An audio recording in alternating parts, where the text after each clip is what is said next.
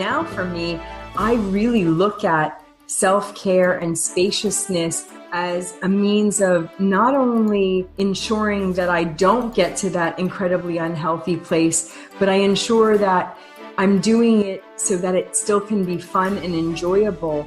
Because when I don't have any energy, people aren't getting the best of me anyway. Cue music. Places, everybody, places. We're starting in 3, 2. Welcome to the Autoimmune Hour, where we look at the rise of autoimmune disorders. I've brought together top experts that range from doctors, specialists, nutritionists, researchers, and even those recovering from autoimmune to bring you the latest, most up-to-date information about autoimmunity and how to live your life uninterrupted. Thank you for joining us here on the Autoimmune Hour with Sharon Saylor. And we don't want you to worry about taking too many notes, so you can join the Autoimmune Hour's Courage Club, and we'll send you the transcripts and show notes from every episode. Sign up now at understandingautoimmune.com. Now, back to your host, Sharon Saylor. Welcome, everyone, to the Autoimmune Hour, Surviving to Thriving with Sharon Saylor. It's my pleasure to be with you here tonight, 7 p.m. Eastern Time. Every Friday night, we have a brand new episode, and I'm so excited to be here. The summer has started, and I just love the longer days. I always just feel much more alive and joyful during the longer days, and I hope you've got something fun planned this weekend. You know, I don't, and it feels so refreshing not to have anything planned. I'm so excited about that. And talking about stress and everything, I have with us tonight a dear friend. Her name is Marie Platske, and she is an award-winning leadership expert, a #1 international best-selling author who creates high-performing leaders coaching business professionals around the globe. She uses her federal law enforcement journey before and after 9/11 to demonstrate what exceptional leaders do differently, sharing how vulnerability in leadership is critical to being a leader worth following. We'll learn more about Marie in just a bit, but I want to have her on because tonight we're going to talk about stress and the consequences of not paying attention to stress, as well as understanding boundaries. And I always like to say the value of your yes and the value of your no. So welcome, Marie. Thanks for being on the show. Thank you. Thank you so much for having me, Sharon. I am honored. I am truly honored to be here. It's always a thrill to talk to you. She and I had a chance to talk in San Diego not too long ago and decided we got to get you on the show. So thank you for finally able to get two busy people's schedules to work out here. This is awesome. Now, I know you work a lot with people in designing their destiny. And I asked you to be on the show tonight because I know you talk to people a lot about the stress and the burdens we put on ourselves.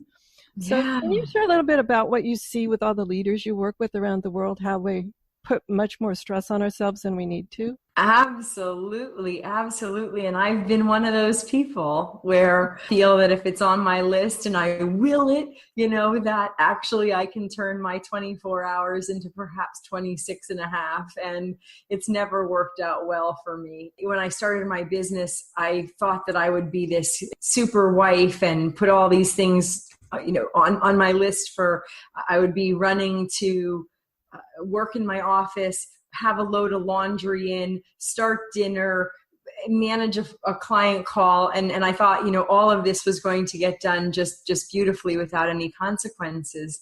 And I was wrong. And I was, terribly wrong. And, finally my newlywed husband said, this just can't last because we aren't going to make it. Like, we aren't going to make it if it's like this. And so I find that when we look at stress and when we look at what happens when someone is in that state, it's often self-imposed deadlines. It's often not the structure that someone sets up. It's often the structure that we create for ourselves. And I found that was really the case for me at that point in my life. Oh, when you talk about the things that we create for ourselves inside our own head, it really rings true for me. Right before my diagnosis, about 2 years before, I knew something wasn't quite right But I kept on traveling around the world, giving my speeches, everything else, pushing myself because I had self-imposed deadlines. I'm self-employed. I could have stretched out some of those trips or, done other things. But I had in my mind this set of rules that once the diagnosis happened, those rules just absolutely got blown out of the water. And here it is 4 years later when I realized those weren't really rules. Those had nothing to do with any outside thing. Yeah.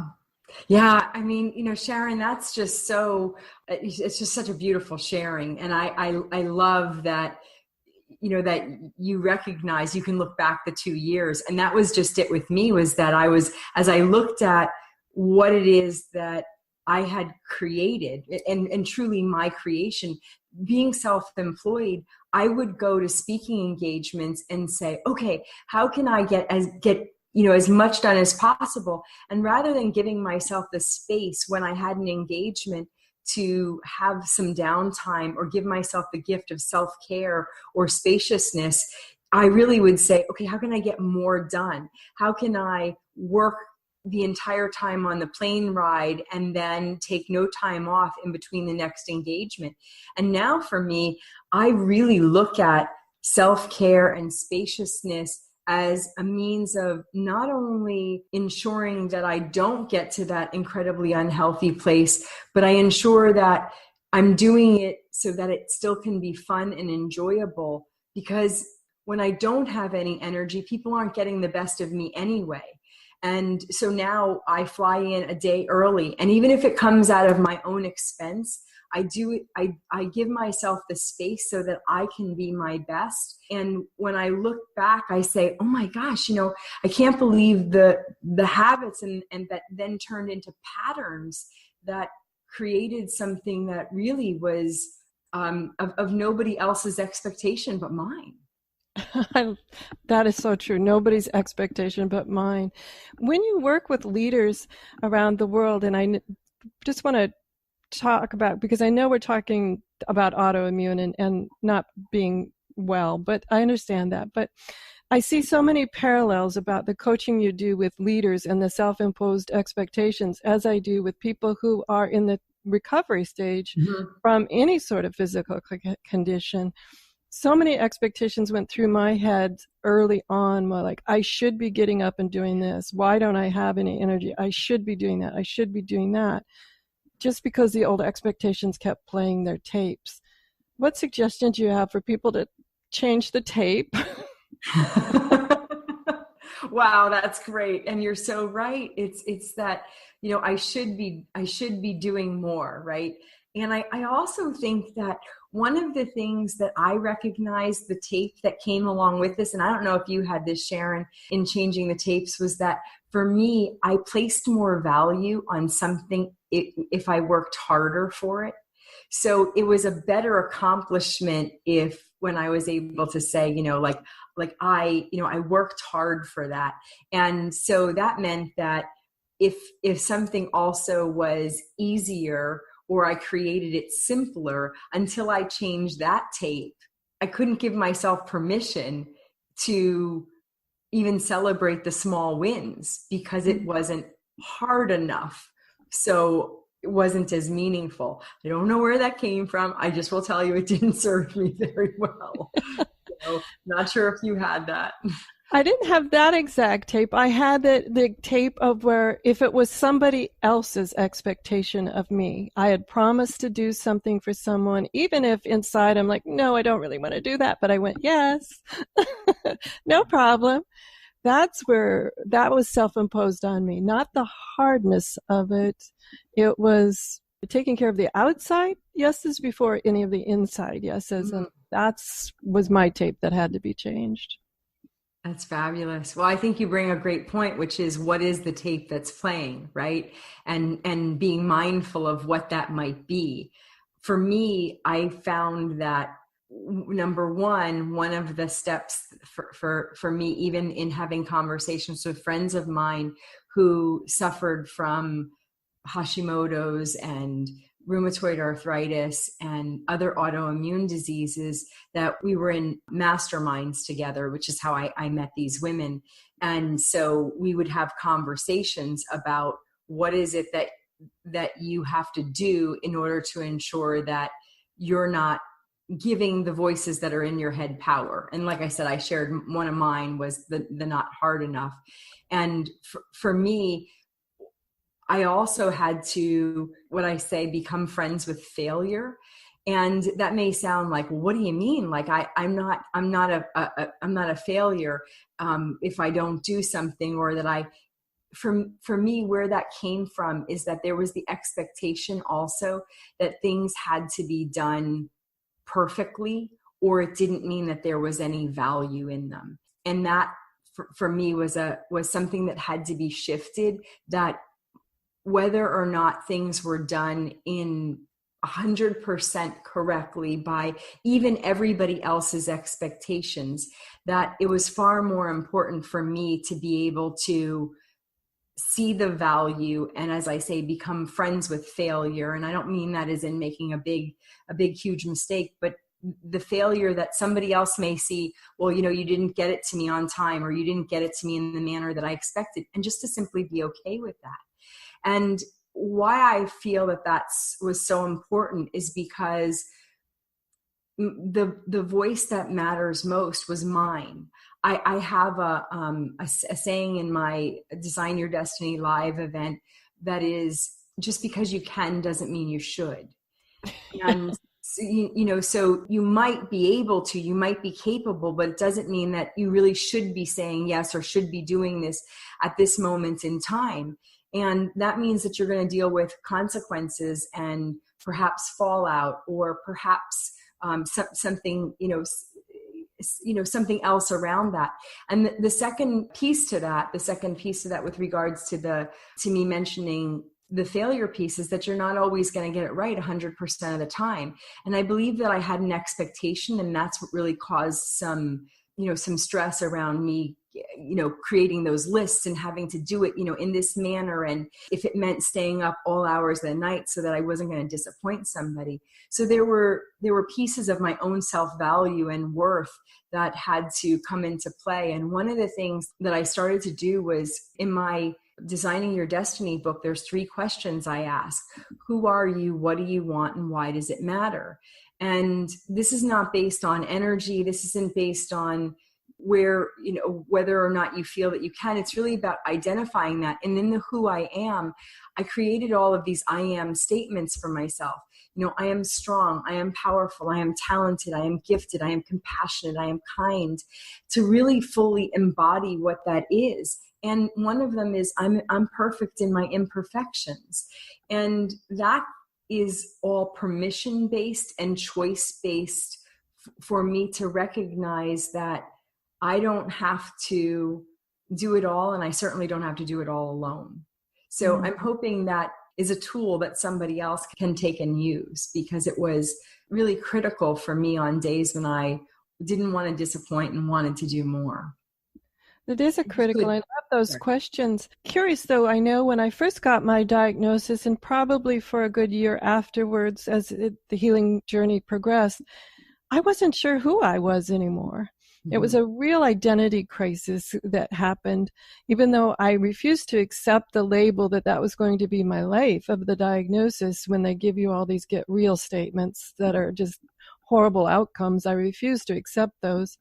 However, you do go through an identity crisis when any sort of trauma, it doesn't have to be a diagnosis, it could be any sort of trauma happens, that where you're like have to go through those questions all over again and reaffirm you still are kind, you still are generous, you still are helpful, you still are knowledgeable in this and that. And I think that answering those questions helps when you go through these moments of crisis, to be able to reaffirm, yes, this diagnosis is here and we're working with that, and all of these other things haven't changed. I am still all of these other things. I think that is just pure gold. That's just exquisite, because that's it. I question the who I am on, probably for me, a weekly, if not daily basis. And that's because, as you mentioned, diagnoses, trauma, they oftentimes take on the same qualities, if you will. It doesn't mean that you get to a place where you say, oh yes, I'm 100% certain. You're 100% certain in the moment. But life is, ebbs and flows and a roller coaster ride. And so I love that you shared, when I got to that point, I was not clear, like I wasn't clear. And then I had to reaffirm. And that was the word that you used, was reaffirm. And I think that's the thing for me, is that I look at this as a tool where I'm continually reaffirming who I am, because this is my stand of who it is that I want to be in the world, regardless of what circumstances are going on around me, or regardless of what is happening that's, I like to say happening for me, not to me. And what's the good that can come out of this? I couldn't have a company that's called Upside Thinking if I didn't look for the upside in everything that happens, right?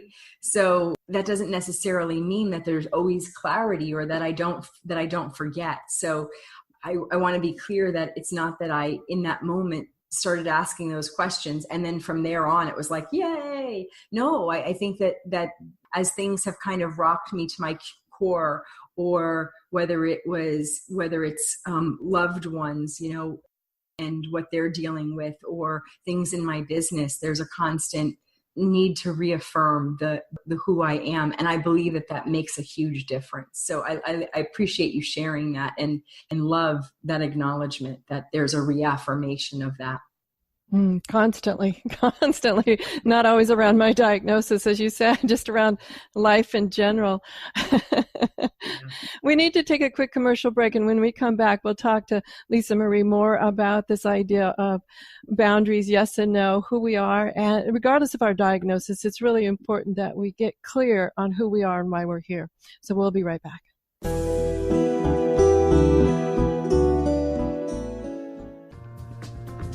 Life Interrupted Radio will return after these messages from our sponsors. It's great sponsors like these that keep this show coming to you every week. Be sure and stop by lifeinterruptedradio.com to learn more. Your conscious lifestyle on steroids. OMTimes Radio. IOM FM. Hello, I'm Lisa Berry. Join me every Monday at 1 p.m. Eastern Time for Light on Living.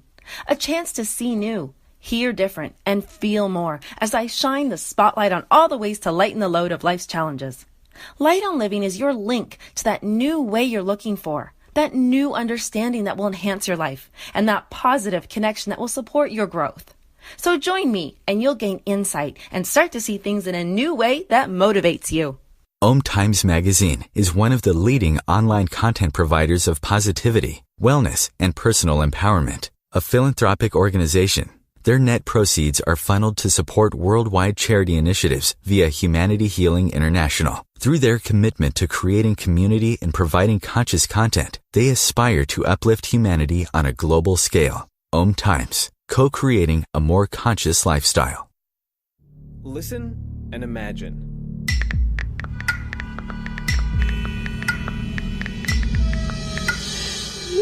It takes 5 seconds to send a text, and for those 5 seconds, you're driving blind. Life is worth more than a text. Stay alive. Don't text and drive.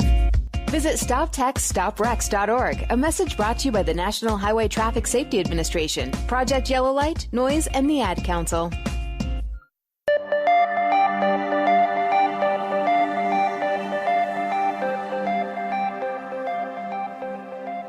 Welcome back, everyone, to the Autoimmune Hour, Surviving to Thriving.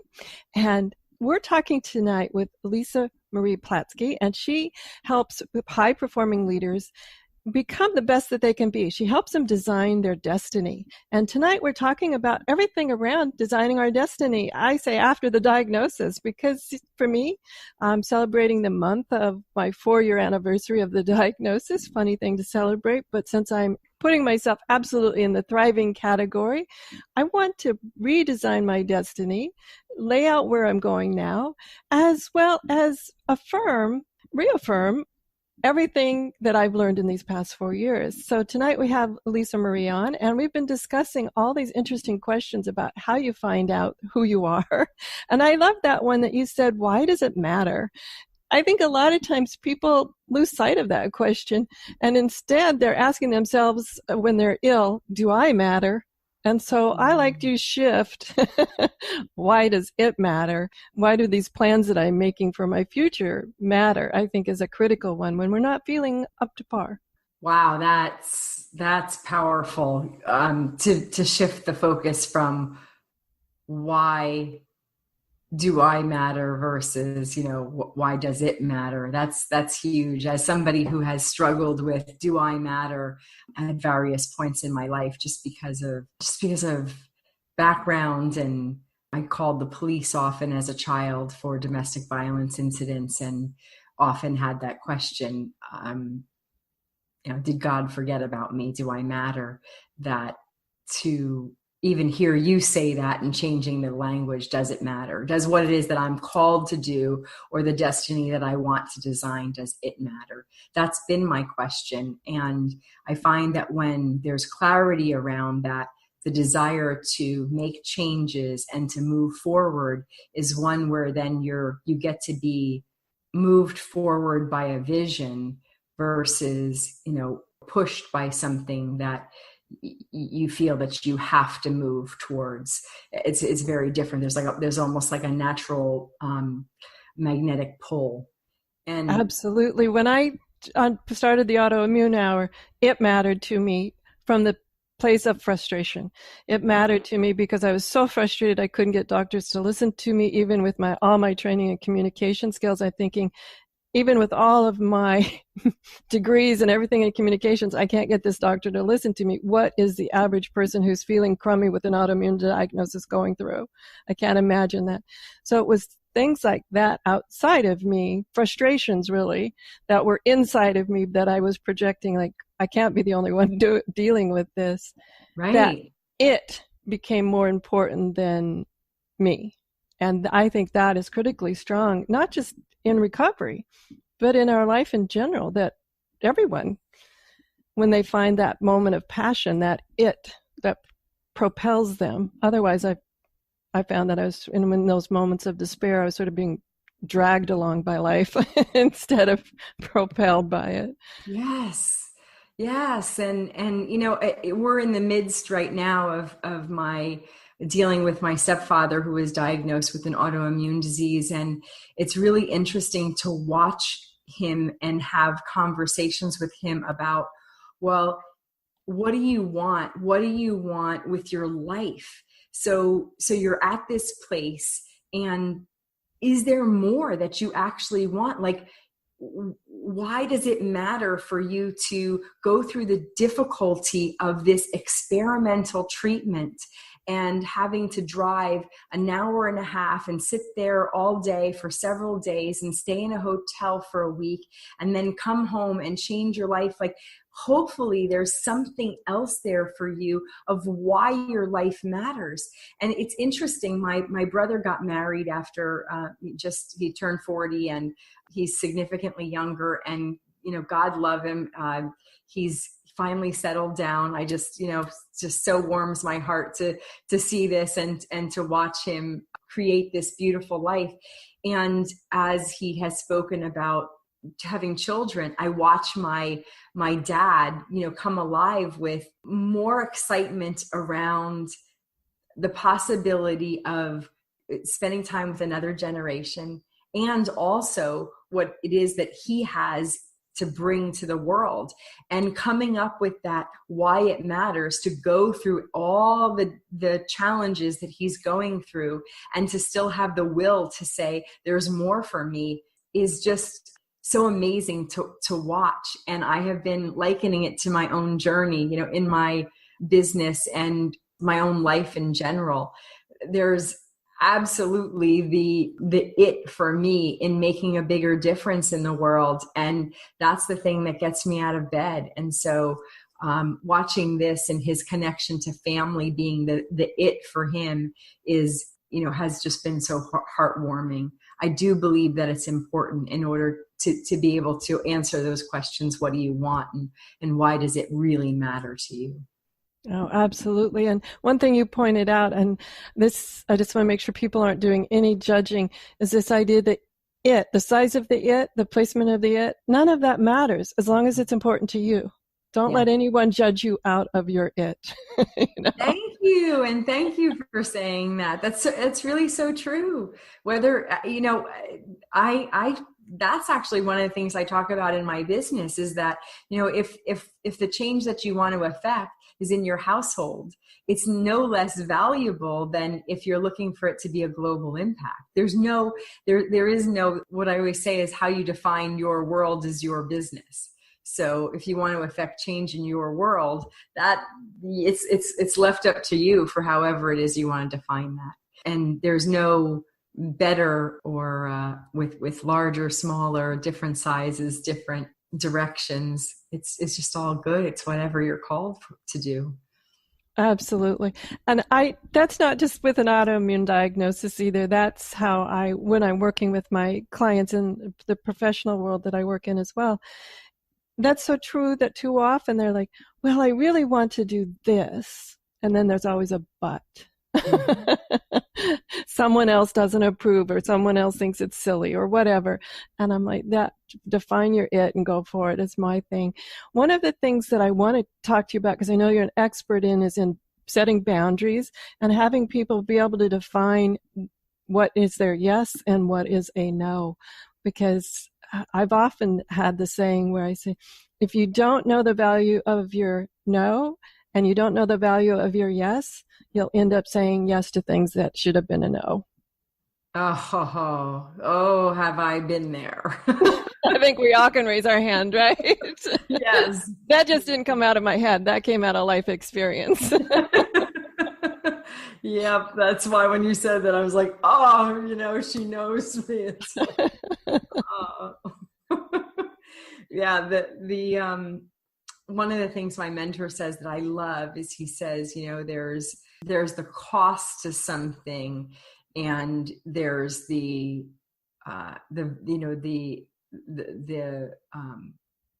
value of something, and they're very different, and you have to understand them. For me, the yeses and nos with setting boundaries, Sharon, I think that every time you say yes to something, you simultaneously say no to something else. And so if yes becomes your favorite word, then what are the things in your life that you're saying no to? Because anytime you say yes, you say no to something else.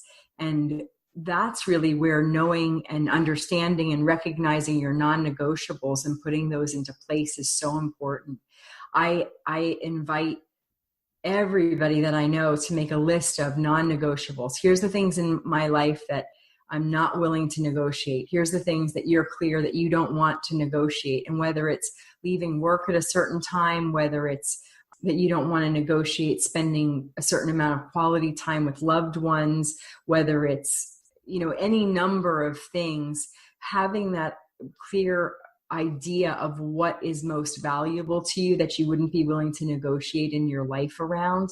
And then the second part of that is understanding the consequences of the yeses and the nos. I found for myself that although it seemed like I was doing a great favor for people by saying yes an awful lot years ago, that not only was the consequence to me burnout, but the consequence was also that every time I said yes to something every time I said yes to something, I was simultaneously saying no to time with my husband, because there's only 24 hours a day. Mm-hmm. And those no's really to our relationship in the beginning were the things that my husband was like, how are we going to continue on? Because if it's always work and it's always projects and it seeps into the evening and it seeps into the weekends and it seeps into everything else, there are things that I'm clearly saying no to. And when I learned to create those boundaries, there was time for volunteer work, and there was time for loved ones, and there was time for me to actually have outside interests and to read books and to meditate and to exercise and to do other things. And as I said, I believe in spaciousness. So I don't want you to think like, oh my gosh, how full can that be? I just am really clear that living an intentional life where I'm clear about the consequence of the yes and the consequence of the no, every time I utter those words, is one that allows me to live that intentional life. And some days I have more energy than other days. And sometimes, the win is not the yes, the win is the no. And more often than not, in creating the spaciousness, the win comes from the no. Oh, true. I want to talk about non-negotiables when we get back from this quick commercial break, and we'll talk to Lisa Marie about that and more. As you can see, these are just golden nuggets here. We'll be right back.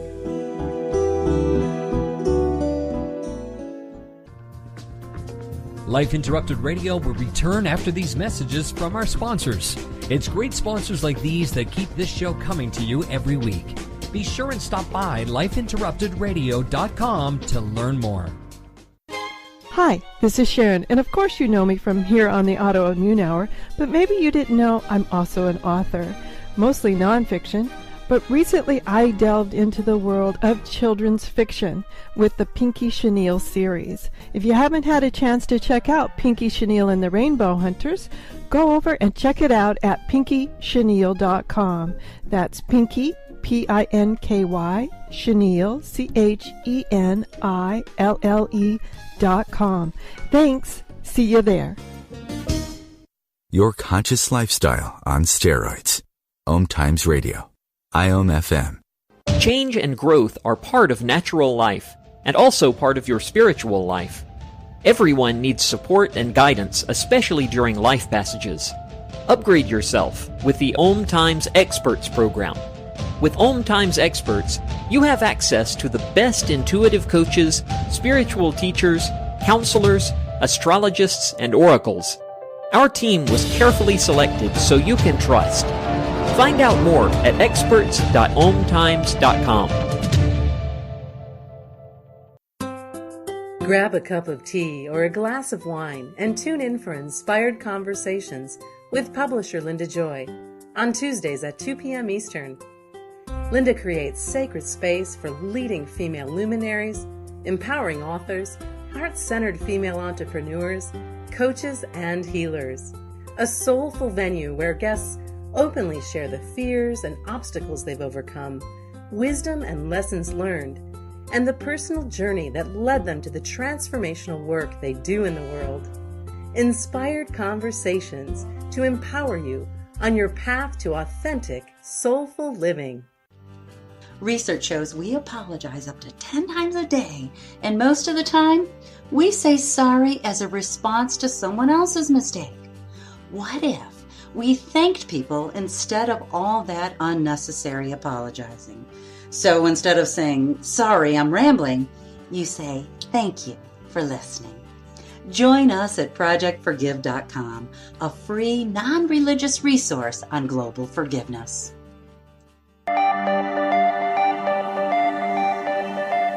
Welcome back, everyone, to the Autoimmune Hour, Surviving to Thriving with Sharon Saylor. And we have just been getting golden nugget after golden nugget tonight. One of the things I wanted to circle back on about non-negotiables, as Lisa Marie described them so beautifully, is when we think about a non-negotiable, I can come up with some real easy ones just right off the top of my head. But when I started to discover where I was going ouch in my life, by that a particular thing comes to mind. I was talking to, I'll just generically say, a relative, and this particular person just has a cutting, they think, sense of humor. I just think it's mean, but whatever. And every time I was near that person, I'm saying internally, ouch. You know, I got to the point where I said, that's it, enough of this. This is a non-negotiable. I am not going to put up with this behavior. And at first it was very, very clumsy. But after a while, taught that person, you don't talk to me like that. That's a non-negotiable. So it can be that kind of non-negotiable too that creates a lot more peace in your life. When you look at those places where you go, ouch, and you make that a non-negotiable. Absolutely. I have what I call a 100-foot rule. And my 100-foot rule is I don't allow any sort of negativity or unkindness within 100 feet of me. And what I find so fascinating is that when I go out and about and I'm like, I don't know, let's say I go to a conference, or let's say that I even go to Costco to go shopping, I find that it's really interesting that this barrier that I have created, this sort of energetic boundary, I really don't meet people who are mean. And what's interesting about this is that I do this annual gratitude party at my house every December 30th. And I invite people who I'm grateful for. It could be somebody who painted my house. It could be my realtor. It could be women from the National Association of Women Business Owners. It could be clients, people boards I sat on. It could be any number of people, church, you name it. They're all invited. And so it's really kind of an eclectic group.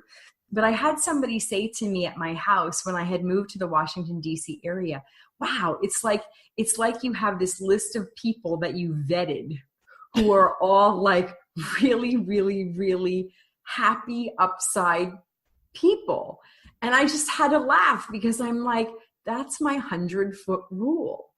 And the non-negotiable is that I just don't allow it. And so people say, like, how do you find, this realtor or this contractor or this person who does your roof? Like, where do you find them? I am real clear that this non-negotiable for me is one that works for me. So they just don't come around. They don't get invited in. They're just, they understand that it's not a parameter. It's not, there's a perimeter. And so it's not a parameter that's in my life. I kind of liken that to that idea of seeing red cars, where, you buy a red car that you think is so distinct, and the next thing you know, you look around driving the street off the lot, and there's, 100 of these red cars. Yeah. The same idea. I only accept kind people in my life, and that's all that really continue to show up after a while. That's all you see. That's it. I love that. I hadn't thought about equating the seeing red cars to people's temperaments. That's great. Yep. The others just aren't allowed. They're just not allowed here. I mean, and it's not that I don't love them from afar. And I make it very clear with family members too. Like, it's not allowed. And one of the things that I think that comes from too is because you get what you tolerate. You get what you tolerate. And so if you tolerate behavior that is unkind, or it's sort of like a friend in our circle. My husband and I are always fascinated because anytime this person flies, their flight's delayed. Like every single time they fly, it's kind of like the red car, right? Like how could that be? How could it be possible that like one? And I still think that there's an energetic around that. Like how are you the one person that that always misses their flight? I'm just fascinating to me. And they fly often, so it's not a good thing. I never, ever, ever have a problem. So. Well, that's part of this. Who am I and why does it matter? And this idea of, I imagine, making a list of these non-negotiables and boundaries of where that is a non-negotiable. Like, how far out does it extend? Yes. I hadn't thought about putting things around like my flights, or I do have a friend that says they're always blessed with hitting green lights, and it seems to be true. So this is an interesting concept I'll have to explore. Yes, I have a parking. I always get the best parking spot, whatever that looks like, always, and it always happens. I'm the same thing with flights, the same thing with like upgrades, or like unexpected blessings is one of the things that I'll say. And it just really is like, that's the expectation. And then the non-negotiable is that I don't allow anything less because I matter, and because who I am matters. And so it doesn't come from a place of like demanding or I must have. It comes from a place of pure abundance and not a fear or lack that anything less would happen. And so it's the same thing. I can go to an event and I can say, all of the people that I'm supposed to meet with big opportunities for me in the room. And they'll put all these people up on stage at an event, and I'll go like, who are those people? Like, I was here for 3 days and I didn't meet any of those people. But like, then there'll be my circle of people that I meet. So I do it in every single arena that you can possibly imagine. And sometimes my husband will say like, how did this happen to us? Like, how is this even possible? And I'm like, yeah, I just believe that the Holy Spirit has good things that are just going to continue to show up. And I'm clear that that's my non-negotiable. I love that. I love that. A lot of people, when they think of non-negotiable, it's a real tangible. I mean, you can touch it, you can taste it, whatever. It's a real tangible. And yet I love this idea of putting non-negotiables on so many things that happen to us, a parking spot, green lights, whatever. That's really great. That's awesome. Yeah. Let's jump into the ideas of the value of the yes and no. We touched on that very briefly.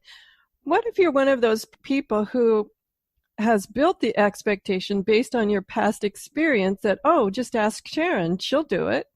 How do you retrain people after you've trained them in a way that you find is less than beneficial? Well, I'll share with you one of the things that I had to do, because my initial desire was to say yes. Like, definitely grew up as a people pleaser, and definitely, suffered from good girl syndrome, and was like, I'm going to do the right thing, and I'm going to say yes, and you're going to like me. And so what I gave myself space to do before I ever moved to no was to say, thank you so much for asking. I'd like to think about that. So at least it wasn't a no, but it was like a pause before the yes came out.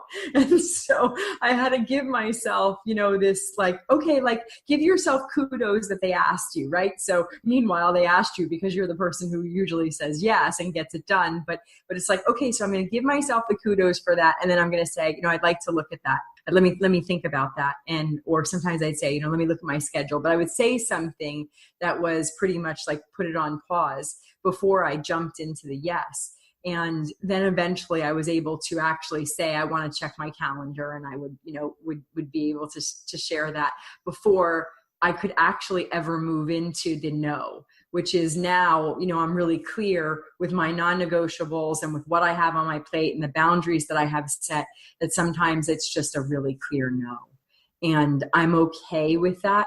But I had to give myself permission and learn by just simply taking a pause. And then the other thing is, the second piece to that, Sharon, for me was understanding that in that whole you get what you tolerate, that there's a setting of expectations that people have about our time and how we value our time. And I recognize that for me, that because I was sort of willy-nilly with my time, and it was something that I sort of gave freely without really understanding the incredible value that there's 84,000 minutes a day, and at some point I'm going to run out. And what if I have this great big mission or my it that matters, and it's left unfinished, and the only person on the planet who could finish it is me? Then there was this sense of responsibility as well. And so my time became much more precious than even looking at money, because it's the only thing that's finite. It once it runs out, that's it. It's gone.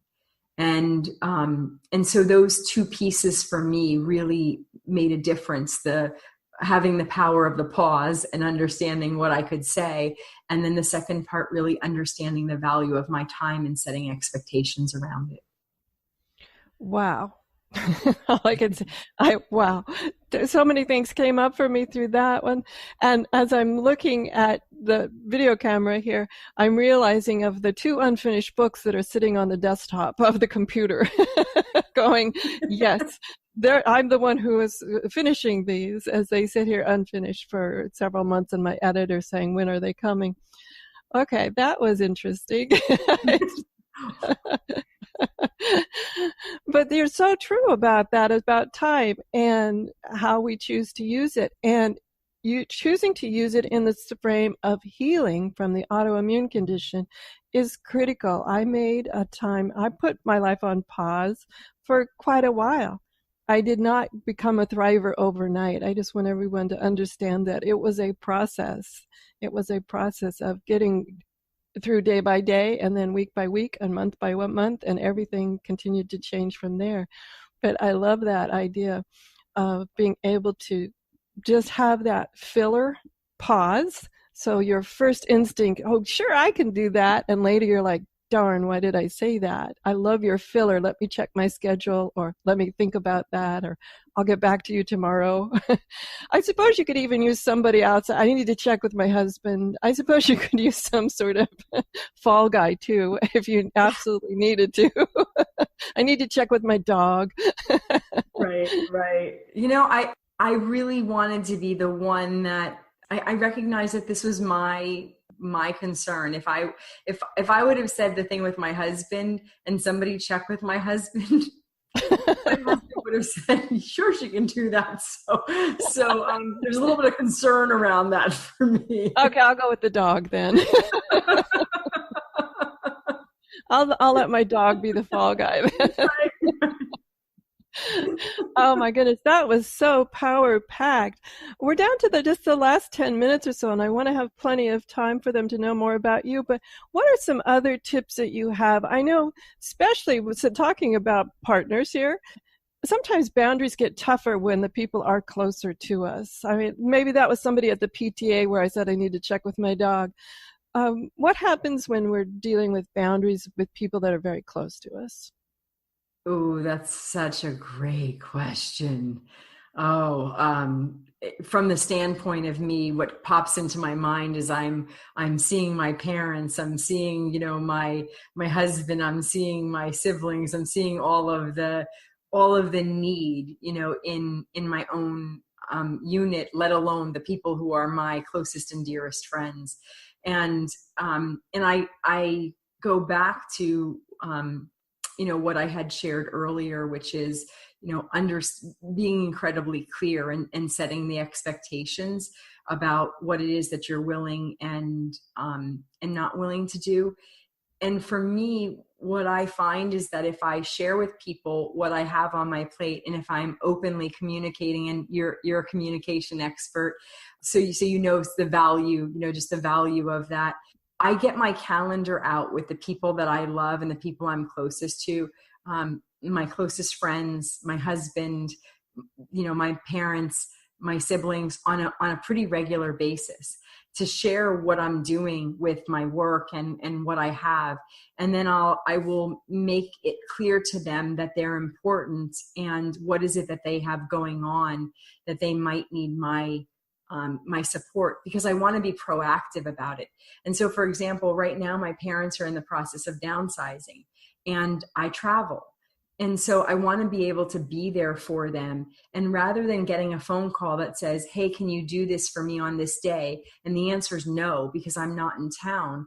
I'm already looking at planning ahead with them so that they're aware of what it is I'm doing. So that's one thing. So then, of course, there's things that come up that might be an emergency. And for me, the biggest gift that I've given myself is that when I do say no, that it doesn't come with a heaping of shame and guilt like it used to years ago.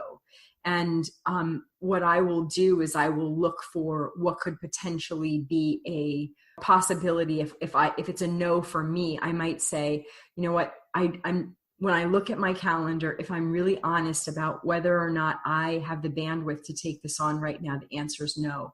However, I'm committed to being able to support you. And let me just check in whether or not that's going to be something physical. Perhaps I can find someone else to help you with this, or whether or not it's just simply me offering prayers and support to you. And what has happened for me is that even within the family unit itself, that I have created allies with family members to be able to help me in getting something done, versus me feeling like the only one who can do it is me. There's something incredibly codependent about that feeling. And that's why I say, for me, it's like the shame and the guilt. I don't want to have that heaping of that. I want it to truly be something that feels like an empowered and a really good decision. And so, using those pieces because you're right, you're 100% right. When it's family members and when we want so much to be a yes, but we're feeling incredibly depleted, and we are clear that, and I have been clear, I won't even say we, that I am clear that I have no more to give, that it's only going to be a disservice. And then the other thing too is that when I have violated that, Sharon, I've been angry. I've been angry at myself, and I've been angry at them for asking. And so it's much better for me to stay in the healthy place of saying, I want to, and I love you so much, and I just can't in this manner. Yeah, it's funny that what popped into my mind was a conversation the other day. I bumped into someone's mother. I hadn't seen the person in years, and the mother in even far longer, just chance meeting. And I happened to say, so what is so-and-so doing? And they looked at me and they sort of gave me this vague thing, but I realized they don't even know what their own child does. They're close. I know they're close. Yet this mother wasn't able to describe what their child did for a living. And I thought it was fascinating that how would someone understand if you had to say no, what was going on in your life, if you didn't even know some of the higher points of their life. You have to have those conversations. You have to have those points of clarity and clear expectations with your family members. Yeah. My husband travels, and so because he's on the road, there's the piece where if something happens here in our home, it's me, right? It's me however, I travel a lot too. Because his job is 24/7 and I work for myself, there's more of an expectation. And sometimes I just have to say, you know what? I just can't make that phone call. I can't make it until Thursday. And if you need the phone call to be made and it's Sunday before then you're going to have to carve 5 minutes out of your schedule or half an hour out of your schedule, because when I look at my schedule, there is no way to be able to do that. But if we weren't communicating about what it is, because he has a 24/7 job and travels, and with my responsibilities, I think that it's really easy to resent. Like, well, why not? Like, you work from home. Like, why can't you make a phone call? Like, big deal. And so to avoid all of that, it's the reason, why, this is your area of expertise, because you understand how important it is, that the communication and opening the doors, it can diffuse so many other stories or snowball and have just life to get out of control. And still, when it's somebody that you love, that is a hard conversation for me to have with my husband, because I love him so much and I want to, and I want to find those extra 5 minutes or 30 minutes. And some weeks the answer is I just don't have it, either based on emotionally where I am or physically with my time constraints. I'm glad you brought those both up, because sometimes I might have the 5 minutes I might be able to carve out 5 minutes in my calendar, but for whatever reason, that particular day, that particular moment, emotionally, right, spiritually, it's just not happening. Energetically, it's just not happening. And I've had to give myself grace to understand that works for me and that works for other people in my world, that if they are in that place where energetically it's just not happening, it's the same as it's physically. It's just not happening. Now, Lisa Marie, we're down to the last few minutes, and I want everybody to know more about you and the work that you do and your book, all of that great stuff. So please share with us how people can find out more about you. Thank you so much. Well, find out more about me. I have a website, upsidethinking.com, UPSIDE, and the word thinking.com. And on there you can find some pretty cool resources. And I love connection. Connection is something that I just, that's, Sharon, you and I connected years ago and have met in person several times in different cities in the country. Absolutely. And just love that. So, find Never me. once in the same city, Lisa Marie. That's right. That's exactly right. Never once in the same city. And there's more. We will be meeting in other places. So, but if you're not going to come and travel and see me, you can find me on LinkedIn or find me on Facebook and connect with me there, and send me a message. I just love people and love connecting, and and I have an annual conference, Design Your Destiny Live. And so if you're really clear that designing your destiny is where you're at, you can find more about that at designyourdestinylive.com. Have to think about that, Sharon. Yeah, that's a long one. Design, your, YOUR, destiny, and then live.com. Yes. And there's, on the Upside Thinking website, there's information about books and, like I said, free resources and tools, and just have been a blessing to be here with you. Have so enjoyed our time and being able to talk about, when you think about leadership and you think about autoimmune and you think about boundaries and you think about all the things that you were able to pull in and put together, because ultimately you're designing your destiny and leading your life in order to move in that from surviving to thriving mode. It takes all of that. So I thank you for all of your courage and your journey to be able to have this show and having me on as a guest. Well, thank you, Lisa Marie. It's always an honor to have you, and I love seeing your bright, shiny face every time we get together here. As well as I wanted to share, though, this idea of when you say autoimmune and leadership and all of that, to me, as I have always thought, how you do one area of your life is how you do your whole life. Whether that's leadership or healing. I've noticed people even, how you do money is how you do healing, all connected. So if you're finding that you're struggling in one area of your life, the minute you change how you're doing that, other things automatically change, which I find so fascinating. But I guess, Lisa Marie, that's for you and I, that's a whole nother show. It is, but spoken like a truth teller. You're so right. I have found that in various areas of my life, and it's like, oh, so there's an issue here. Oh, that's the reason why this is showing up. Oh, and meanwhile, two completely different, you could talk about family, could talk about business, could talk about, like you said, healing. And it's like, oh, isn't that something? So, the pattern is the pattern. Right. I hate to say that, guys, to you. You're like, oh, but I'm so good over here. It's not about being bad or good. It's about the patterns you use to make the decisions and how you move through life. So watch for your patterns as well. Yes. Everyone, we're out of time. We'll have Lisa Marie back because this has just been great fun. I love going into areas of unexpected ways to find healing through your life. As always, have a great weekend, whatever your adventures. Join me next Friday night, 7 p.m. for a new episode, and enjoy. The information provided on lifeinterruptedradio.com is for educational purposes only. What you hear, read, and see on Life Interrupted Radio is based on experience only. The information presented here should never be used for any legal, diagnostic, or treatment purposes.